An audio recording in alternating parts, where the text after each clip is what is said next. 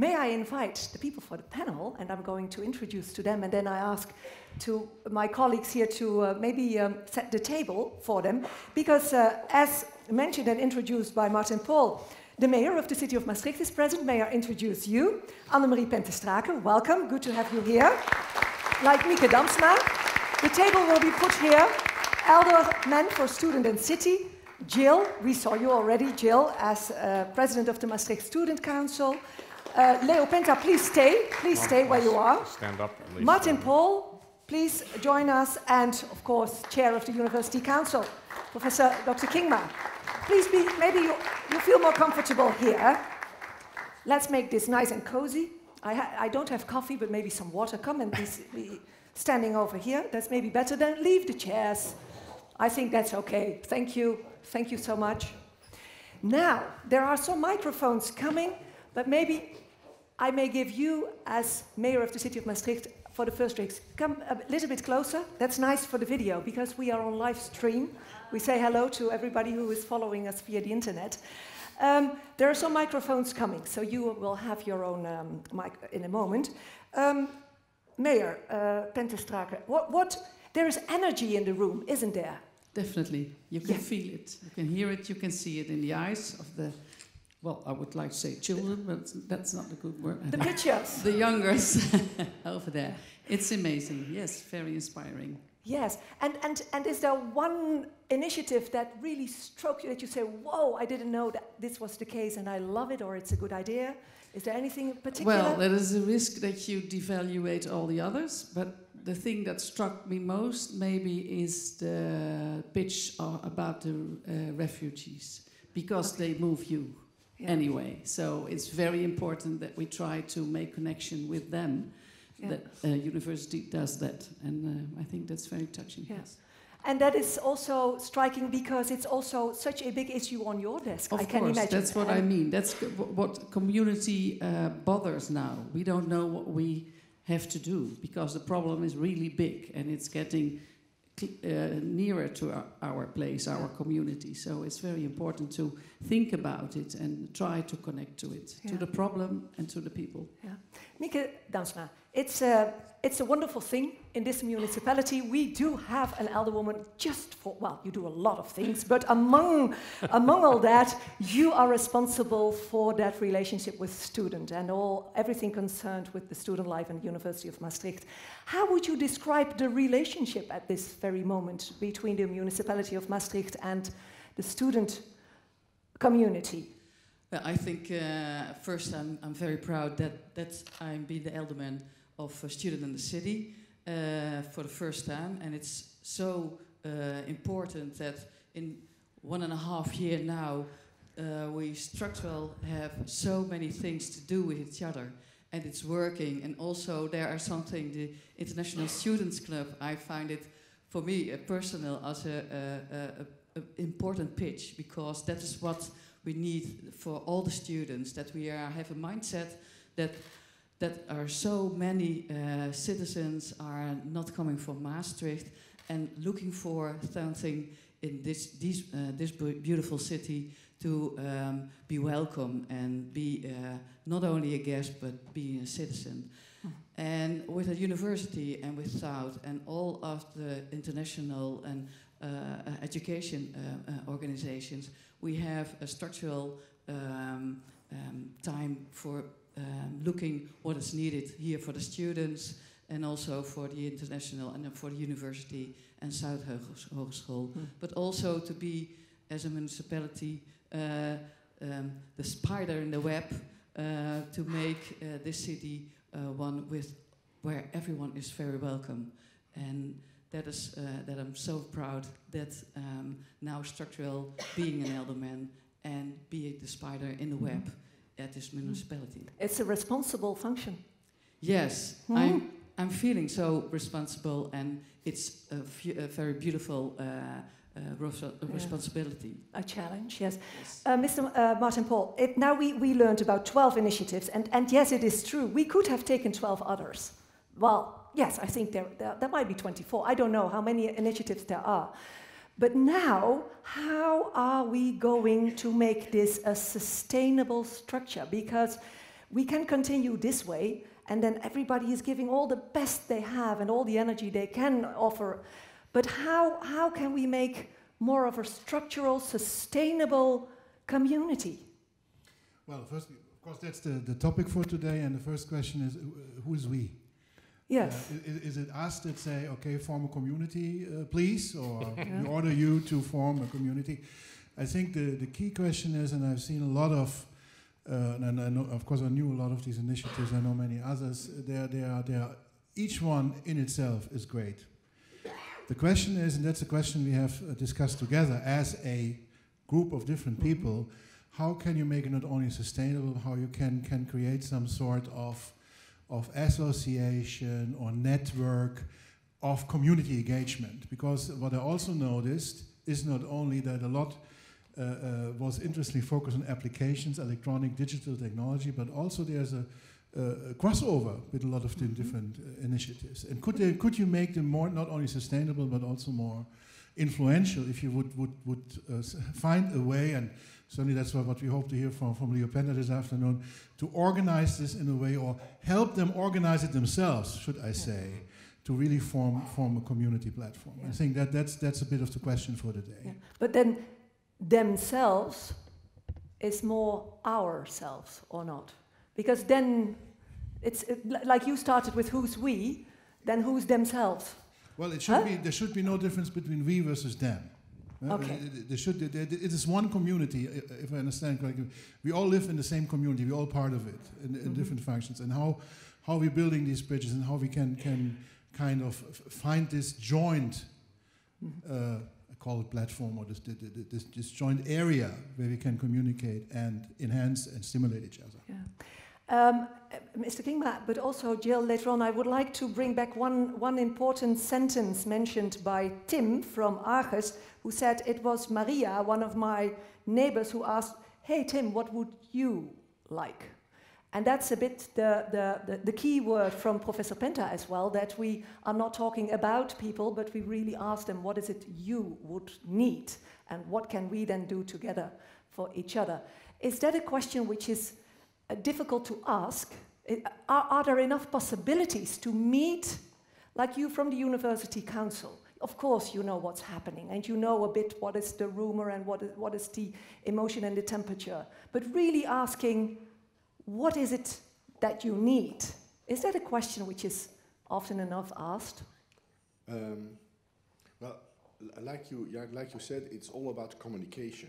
Mm-hmm. So to get the information of what is among the people, what they want, so what you want to do, like you addressed. And of course, just using an app or whatever is not really solving that problem. For me, I immediately, when you commented on that, I was immediately thinking about, yes, it's a little bit the same as if you have a video conference or a call, something like that. It's not the same as sitting together on a table and really have a emotional contact with people and trying to listen to them. Mm-hmm. That is the crucial thing. So not only, I think, giving the tools, whatever, but I think you really have to go to the people and to collect, their needs and their questions. And it's hard work. It's very hard work. Like Professor Penta said as well, it's hard work, it's time consuming. It's time consuming, and at the same time, I heard so many initiatives today, of which some of them I didn't know. Yeah. And then I thought by myself immediately, well, like you addressed, connecting these things. Yeah. That is really the building community, because there are so many people very active and really wanting to take the initiative, sure. Even if it's only 5% of the community, doesn't matter. Mm-hmm. As long as these people have their ears open to listen to the people that don't take action themselves, and that you can transfer it to the institutions that can work on it. Yeah. Jill, as a president from the Maastricht Student Council, are there initiatives, what are some new for you? Of course. I guess a lot of initiatives were new, as in we knew the organizations, but don't always know everything they're doing. We try to, but, well, we can't work 24/7, unfortunately. So, but as a council, you have a very important role to play. We ask all of the people in our council, okay, what do you want us to do? We have council meetings once every 3 weeks or once every 4 weeks, depends on how busy everyone is and their schedules. And then we ask them regularly, okay, guys, what are the problems you're facing upon? Are there any things you would like us to address with the municipality or with the university as your council? Because then we can power up, you know, get everyone together and do it as one, well, organization, to put it like that, instead of all the loose people going there, oh, we would like this, or we would like that. So we try to have one body that goes there and tries to put things in one direction. To stream it. Yeah. Yes. Because, Professor Penta, with this, that people go a bit everywhere because they have an idea and an initiative, often they also have then, as a second question, the question for a bit of funding, a bit of money. And often they come like here for the money. Yeah. Those are, yes, that's where the money is. Now, what could you say when it comes to civil society? What's money into a civil society?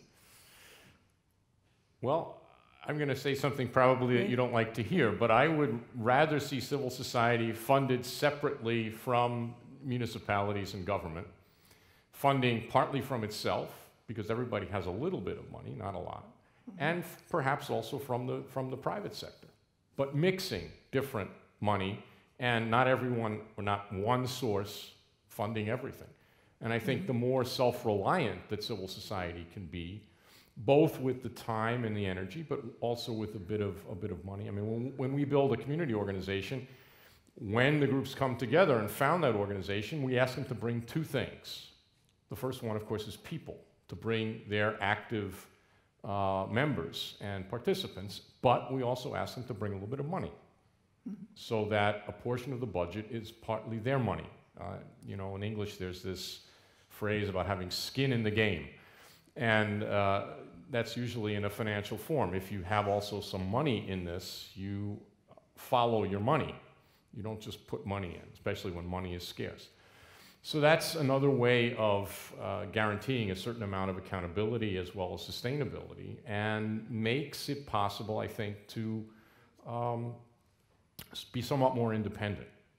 Now, I know in different political systems there are different degrees of dependence and independence, and some would say, well, it's the job, in fact, of municipalities and government to fund civil society in the third sector. And I'd say, within a certain reasonableness, yes, but to have a kind of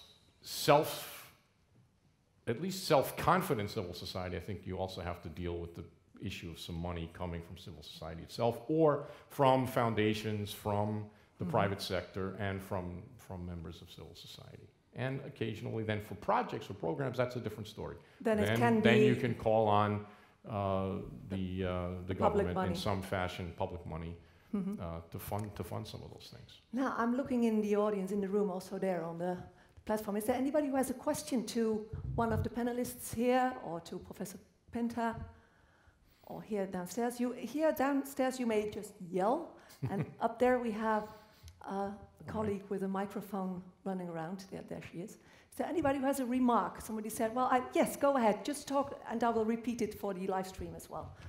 I have a question. I think much of the problem lies on the fact that, you know, it's the chicken and the egg.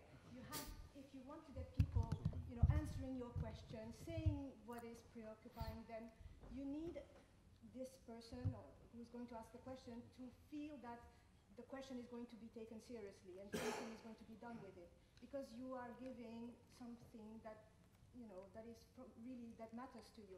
And so there's this element of trust. How do you get people to trust you when there is no sense of community in the first place? You know? Okay, when there is no community at all in the beginning.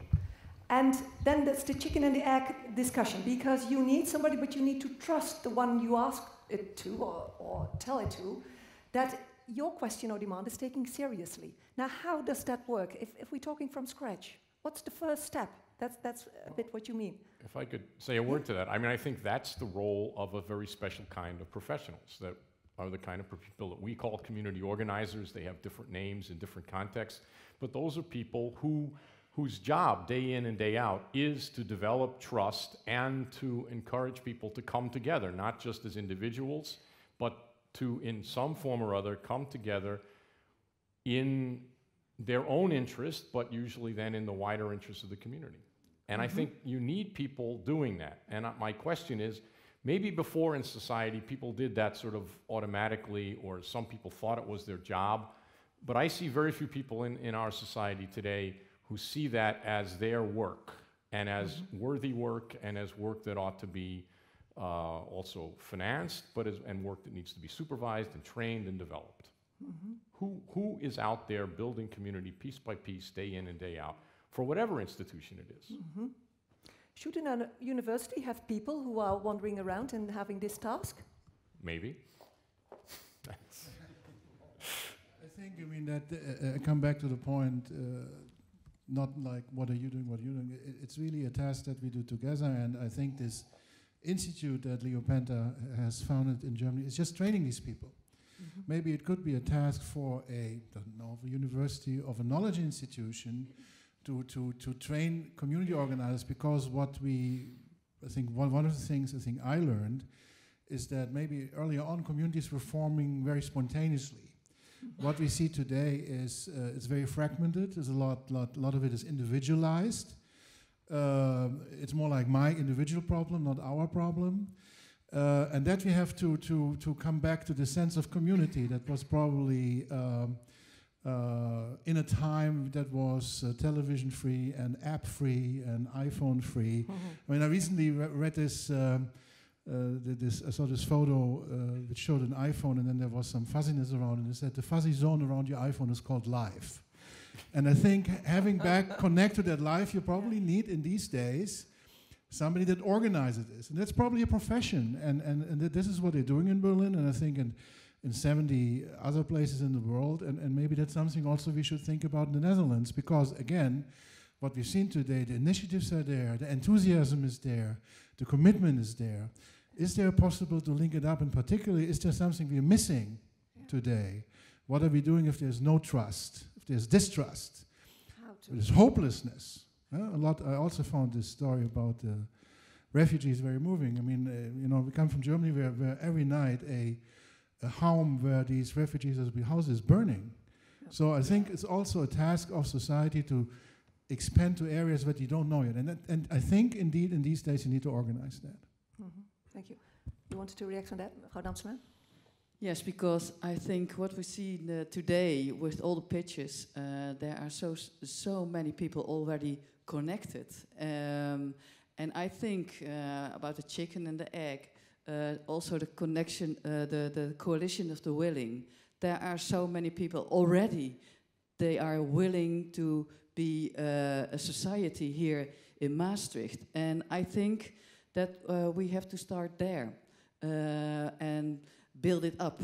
So with all these people, and I think there are so many already being the society and being willing to do something with and together with others. So I think that not only as a municipality, but also with all the people who are living here in Maastricht, come and see what is really happening and see that it's becoming more and more. And then I think maybe we are already having 5% of the people here in Maastricht being active. I would say so after this morning, that we maybe can already count 5% in, yes. Mevrouw Penta, when it comes to the university, we will shortly celebrate 40 years of the University of Maastricht. We cannot think of Maastricht anymore without students and its population. 21,000 inhabitants represent a student population. Now, is it settled? Is it clear, the Universiteitsstad Maastricht? Well, it's a very good question. Of course, Maastricht is so proud of our university. It's an excellent university, high ranked in the world, so that's for sure. But then there's still a question I have, and we are going to talk about it with Luc Soete and some other people. And the question is, What's the difference between a city with a university and a university city? And when you say this, you feel something, but I don't know exactly yet what we feel. We're going to talk about it. And that's all about building community. That's about doing things together. And that's maybe I can give a little example. I was talking about one of my sons this morning about the subject today. And he said in Switzerland, where he studied and worked for 7 years, there was once a problem with the farmers and the cows in the Alps, because they all need the Alps for eating for the cows. But the Alps are Switzerland's Alps. They are not from somebody, and sometimes when the cow goes like this, it's empty, there's no... So you have to organize something together, these cows, so that every cow can have the food, the grass, when it's needed. So these farmers were sort of obliged to come together, and the key word for that was the common interest. Because, and then they started together thinking about irrigation, about nature, how to protect it, how to get the good food, how to arrange safety.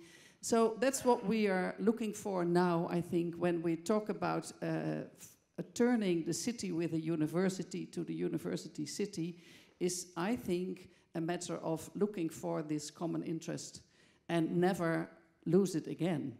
That's what our duty is, I think. Thank you very much. Common interest, that's what we have to look after. We have to find the words to describe it. And then I have your mind or your words in mind. Don't think you get everybody on board, but start with a good number and move forward. Yeah, and try to get more on board. I mean, the other question I ask is, in a sense, who's not in this room today? Who's not at the table when these things are being discussed? City, a university in the city, a university city. Who needs to be at the table? Who's missing, and how do you go after them intentionally, or go toward them at least intentionally, and issue an invitation, and also hear their interests and what they are, and how those interests get to the table, where interests are being discussed and solutions are being looked for.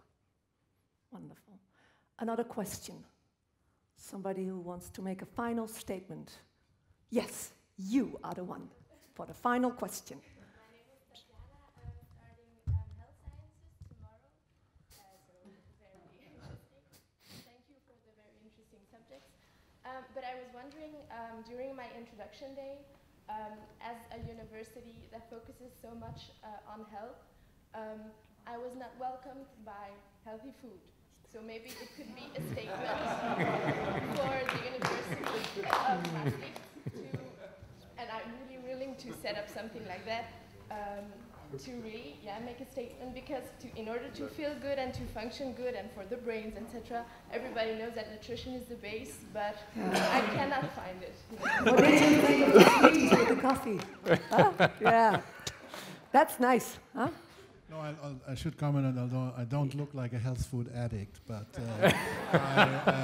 we don't say a thing. It's part of our discussions that we have, for example, in the University Council, to also introduce organic food and so on. And then the discussion we have with the students is that it's too expensive, and so on. So I think it's a good balance, but the point is well taken. And I know, for example, some institutions, yes, the Cleveland Clinic, they have banned all junk food for their employees. They've actually made an effort to only have organic food. It's a big investment, but it's also very wise. And then it's good to have a platform to discuss this with all the stakeholders, the ones who have ideas. And I think it should be something we should pick up for our new strategy. You took the right moment. That's good. This will give a change, that is for sure. I would like to thank you all so much. We have been talking about community building this morning, and the day hasn't finished yet. We are all very anxious and looking forward to hear your keynote speech this afternoon. Professor Penta, thank you so very much for being with us already this morning, because I think you gave us already some food for thought. And of course, with the pictures, they can already consider, like, are we doing the right things? Do we have the right people at the table? Or do we have to invite more to get people not only active, to meet and really connect, to make them active on the right themes, and then to really organize it in a sustainable way that it will not fall down once a student is leaving or when somebody is leaving the group. So I thank you very much for that. I thank you all for attending this morning's program. Thank you all. The pictures, of course. There is a present for you. Yes, I almost forgot to tell you. I don't know what it is, but I know that there is a present, and it will be handed over to you shortly from now. Thank you very much for joining us this morning. I wish you all a wonderful academic year. It's just started now, this afternoon, with the keynote speech of Professor Penta, and all the best of luck as from tomorrow.